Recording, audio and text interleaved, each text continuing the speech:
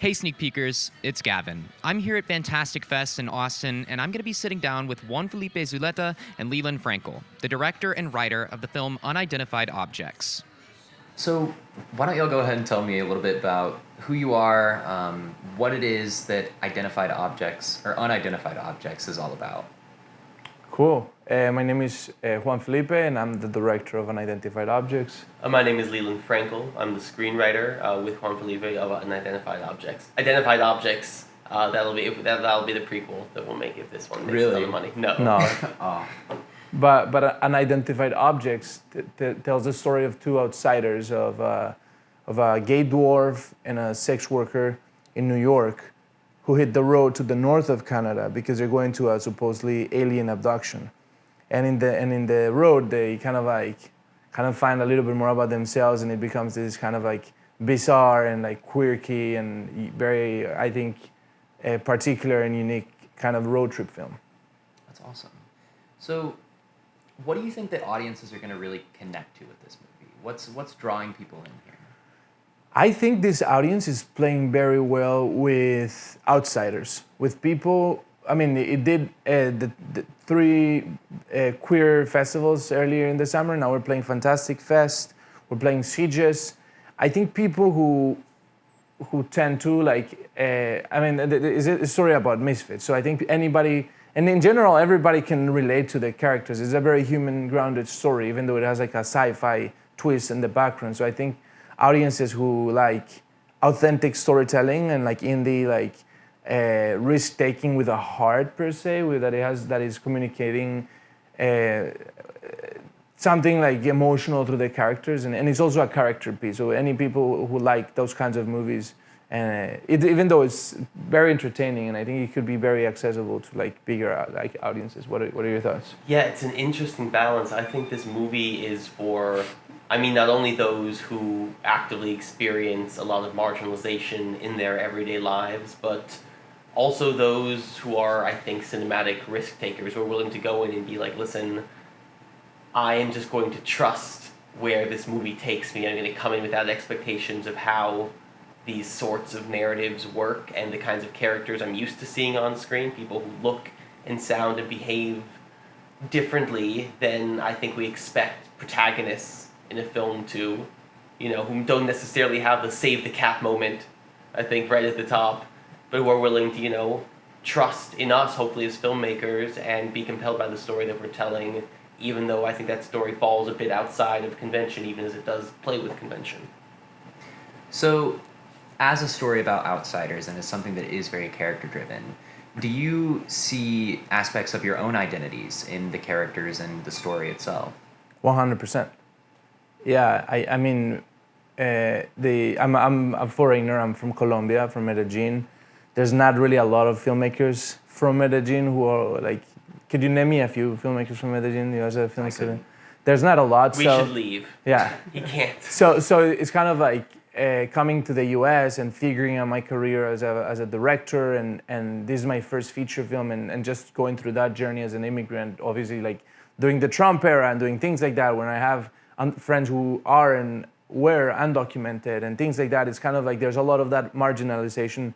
We talk a lot about our characters being people who exist within liminal spaces, so they don't belong here or there. They're kind of like on a transit. There are places that don't quite have a home or a place in the world, and are kind of like trying to find it. And that's kind of the search for aliens, or the search for something else, or like that sense of escapism is a theme throughout the story, and I feel it's very much tied to the immigrant experience. That being said, I also went to NYU film school. I have so many friends who are queer and like very diverse, and New York in itself is a very diverse city. So I feel like I think that my experience in the US has allowed me to kind of like understand more of the narratives of people who are not like myself. So I think that's definitely in the heart of the story.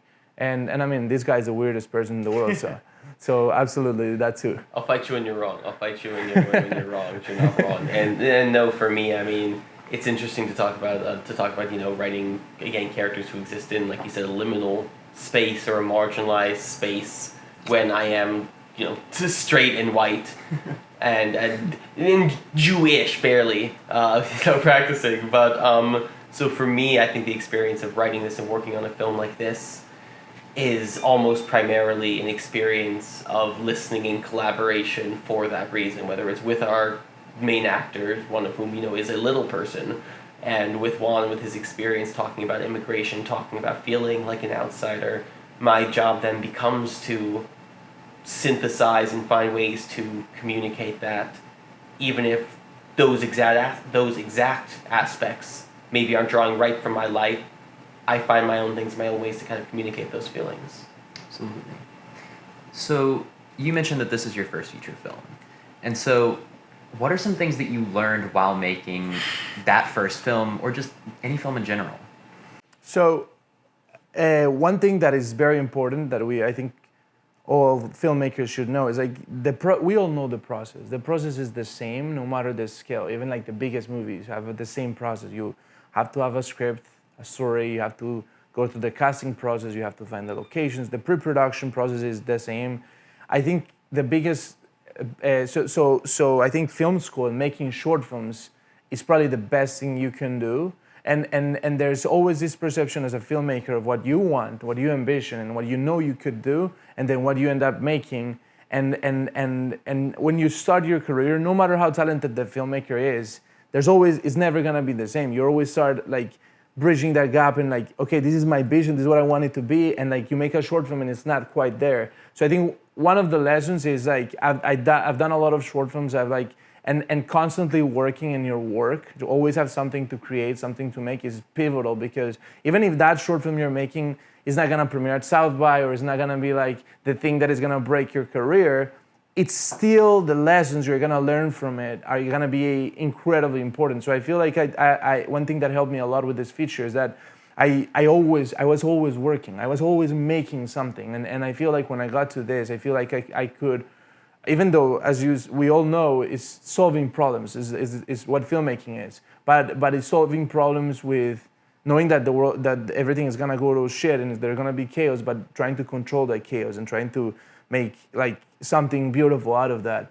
And a lesson that I learned also that somebody told me is when you make a feature versus a short, and this is something that I applied in the making of this, is very important, even more important than what you could possibly think, to be very aware of the character arc.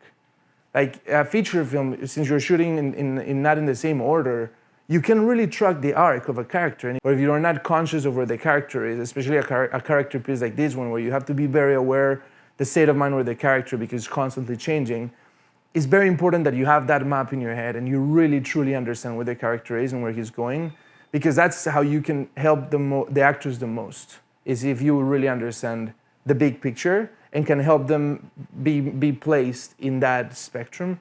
While in a short film, it's shorter scenes, less scenes, so it's a little bit easier, but I think that's one of the things I have a million lessons, a million anecdotes, a million things I can talk to you about, but from a big picture standpoint, all filmmakers out there are gonna understand the process, but I think working with actors on a feature, that was one of the things that I think, plus it's a marathon. It's like, you're shooting for way more days and stuff like that. So also like managing the anxiety, being able to stay calm and focus and just know that everything is gonna be okay.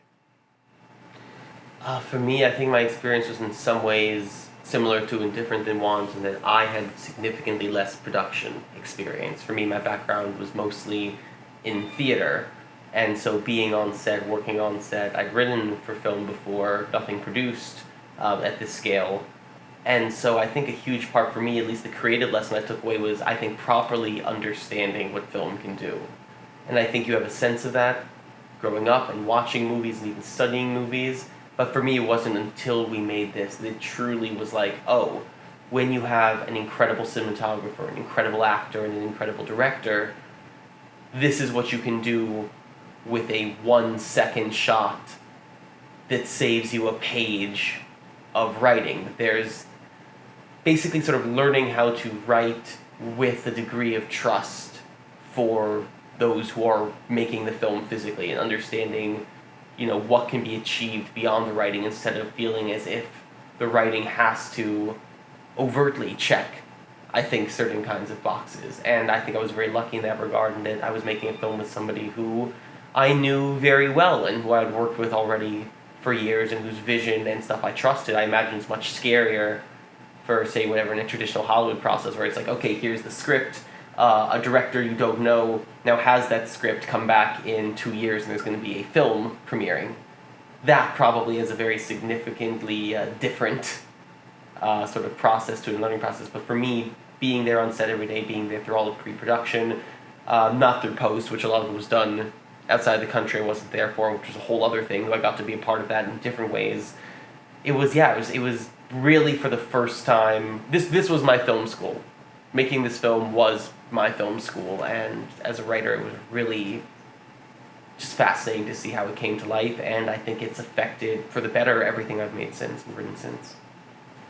Well, that's awesome that, you're both young and that you've had the opportunity to go to several, as you mentioned, queer festivals already, and now you're here at Fantastic Fest. And so I guess the big question is, where do you go from here? What's next in your own journeys, in this film's journey, everything? Great question. So for this film, it's actually very interesting, and this is for every filmmaker out there. I think this is a true indie film. As so many filmmakers we know and stuff like that, you go and you figure out financing on your own, and once you have some money, you start making the movie, and then you continue like that hustle. Finding money is one of the biggest obstacles in filmmakers because it's an expensive medium. And I think that's the big even. That's a big, yeah, that's like the hardest thing, because we all can shoot something, but like when you want to have like actors and you want to have a proper production, and like it just becomes a much bigger endeavor. You do need money. And so once we finished, we didn't really think about, okay, what's next? We just focused on making the movie. But we've learned so much since. And I think one important lesson for that is like you realize that if you have something that is good and you pour everything into it, and it's gonna start finding its own route. So we premiered at queer festivals, but now we're playing Fantastic Fest, and we're going to CGS in Barcelona, which is like a big genre festival in Europe, probably I think the biggest genre festival in the world. And then after that, we're gonna keep playing festivals for the next year or so. But now we have, in this process, in this journey, since we started showing the movie, we got a really strong sales agent based in New York called Bridge Independent. And they are, right now, they're really showing our movie to all the major distributors in the US. And there's already people like having conversations with him about next steps. So we are not getting ahead of ourselves, but I do think Unidentified Objects is gonna be distributed domestically at some capacity, hopefully a limited theatrical release, and maybe like also, like we'll see, find hopefully a strong a premium streaming platform or something like that. But again, right now is obviously making sure that it finds a home and following that process. And then Lyndon and I have 2 more scripts.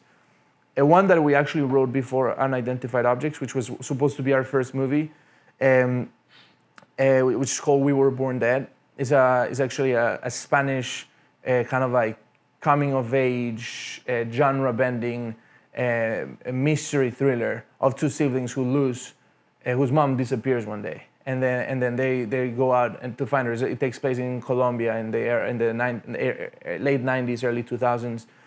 It's very much like a Guillermo del Toro, like Pan's Labyrinth, A Devil's Backbone, very much of like that children's perspective where anything can happen because they don't have like these preconceptions of what things are or the rules of society. So they're seeing things through a very original eye.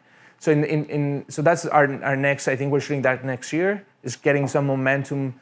It's getting some really good momentum. We have an NYU grant from that. We're in the process of getting more things, but now we have like producers who are adding a lot to it. So before we didn't have that. So that's good. That project is moving forward. And then we have another English-speaking project. We're literally this next week we're completing the first draft. Oh, wow. It's a very exciting kind of like almost like I would say like just to put some like Ex Machina type kind of film. Very it's like it explores AI but through a very different lens.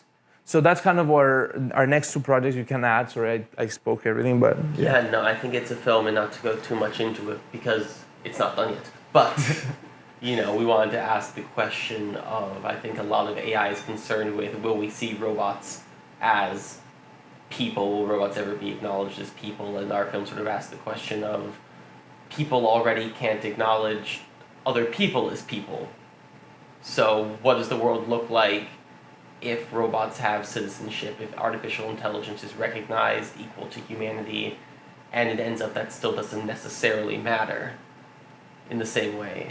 So that's sort of our jumping off point, I think, for a lot of stuff there. And we're just motoring along, we're working on stuff, and it's sort of exciting because I wouldn't say this film here is necessarily out of our hands, but it's reaching a stage now where it's like we now have to trust in other people's jobs and in other people's, we have to trust in sales reps, we have to, let the work speak for itself. And I think that's both exciting and sort of frightening, at least for me.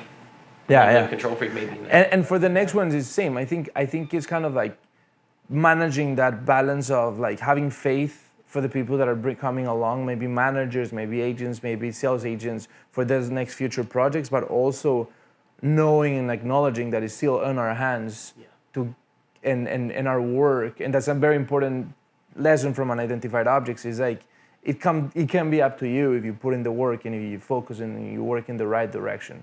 Because sometimes a lot of filmmakers put a lot of their responsibility or on other people, like agents or managers or things like that, when those people, there might be some people who can help you and be significantly influential in your future, but you still have to do the work. And that work means like doing anything and executing and having a lot of personal initiative, basically. Well, that's very awesome. It seems like y'all have a very exciting career ahead of you, and hopefully audiences will be able to someday see Unidentified Objects in a much wider release format. But for now, it's super exciting that the festival format is continuing, and hopefully y'all will have a continued great career. Thank you so much. Thank you for having us, and I hope we can show it with the UT Austin community in the near future, and that they can come and watch it in the theater. Yeah, that would be awesome. Yeah, awesome. Thank you. Thank you for taking the time to talk to us today. We really appreciate it here at Sneak Peek, and it was wonderful to hear from both of you. Thank you. Appreciate it.